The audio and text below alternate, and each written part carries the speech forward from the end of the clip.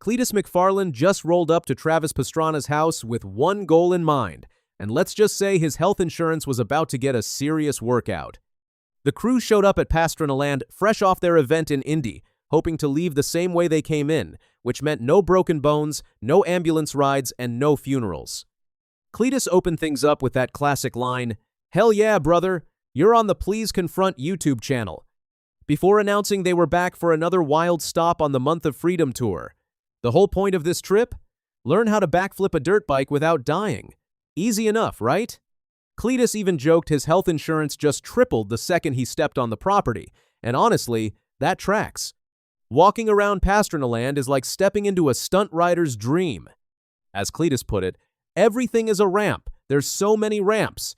Hubert had just re-prepped the Can-Am track and made some big changes to keep everyone breathing.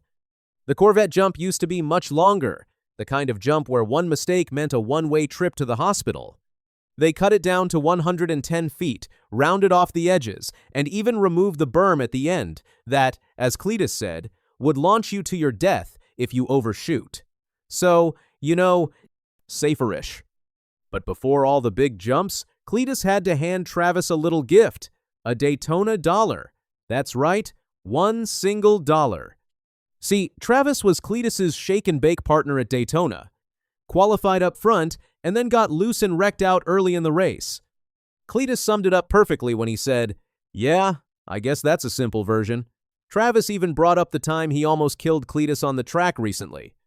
And Cleetus didn't hold back, saying, "He was driving slow. I had to get him out of my way. You know the deal. Bump and run."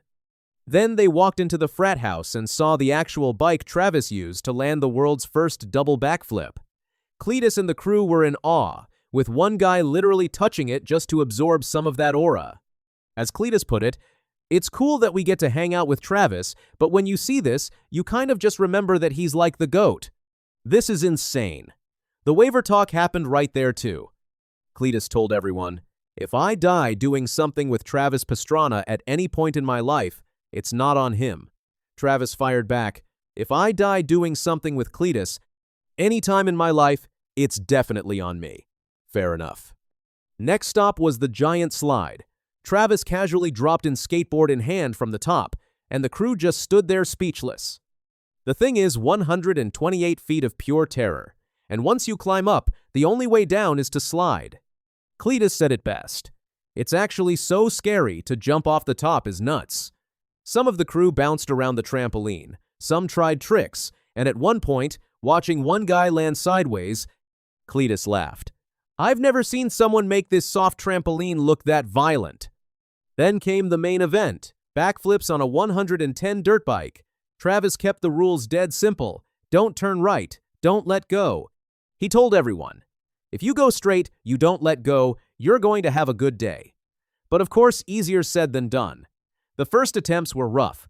One rider supermaned off the bike mid-flip and Cleetus said, "How do you hit the bars? Everything was perfect and then you were Superman."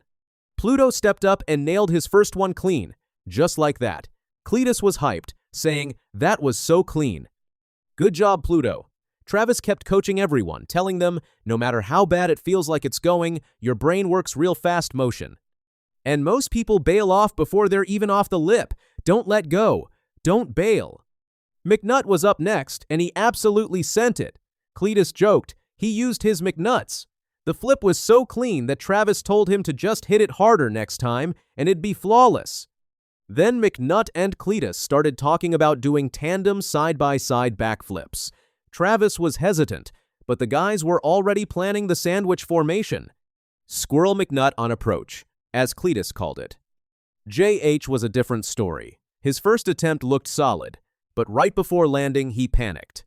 Cleetus said, JH was coming around in a decent position, and right before he landed, he goes, "I'm going to take everything off, so I smash my balls as hard as possible." His second attempt? He skyrocketed straight up about 15 feet because he leaned too far forward. Finally, on his third try, JH stuck a clean one. Everyone cheered, and Cleetus joked the camera crew didn't even want to point a lens at him for the celebration. After the backflips, it was Can-Am time. Sam, who Cleetus jokingly called 80 years old, jumped right in and went straight for the big jump. The dude flew through the air like it was nothing. Cleetus called him one of the best ever to do it.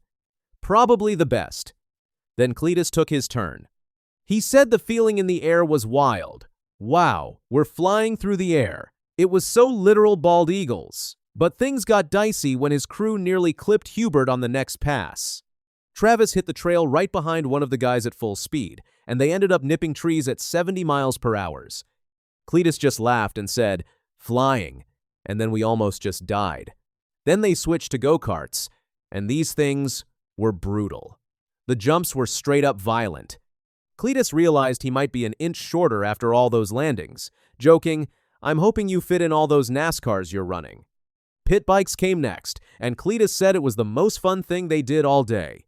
JH was ripping so hard that Cleetus called him a rhino on a pit bike and crowned him winner of the day. They even hopped in the Viper for a few laps. The whole crew left Pastranaland in one piece, no injuries, with a backflip, a 100-foot jump, and the Viper pit knocked out. Cleetus was almost too proud, telling Travis, "I am so impressed. We did a backflip. We did the 100-foot jump. We did the Viper pit. And no injuries." Travis warned him, "Hey, now that you guys said that, you really do have to leave or something bad." Back home, the famous beat-up project car was still hanging in there. The transmission had a literal IV bag drip set up on it. The leak slowed down to about 3/4 of a quart. The rear end was glowing at 160 degrees, with someone suggesting they hit it with a water hose to cool it down. They were already 2,000 miles into a long cross-country haul. As one of the guys put it, 8 days to go, boys, and I get my payment. Then came day 5 of hard park to spark, where Cleetus tries to park a spark in a tiny spot after entering at 60 miles per hour. It went poorly, like really poorly. First attempt, he plowed into Sam's garden. Second, a burnout straight through Sam's plants. Cleetus admitted, "I would only do that to someone I hate." Third attempt, he wrecked the gnome and the GoPro. Fourth, more destruction. Fifth and final attempt, he missed by 1 foot and lit up another burnout. Cleetus laughed about giving Sam some cash to rebuild, but the whole damage drama was clearly played up for laughs on camera. The fountain did start working again, though, so that's something. James, watching the whole thing unfold, just shook his head and said, "Screw the garden. Watching you destroy everything. Forget about that garden." Watching the burnout over the fence leaving was pretty freaking cool. Sam took it on the chin like a champ. They wrapped up by calling Jeremy P. from Ashland, Ohio, who won a turbo. Jeremy said he had nothing going on except raising a 2-year-old, so Cleetus told him, "We'll send you a 64. Just throw it on your desk as a paperweight for now. Quick, easy, done."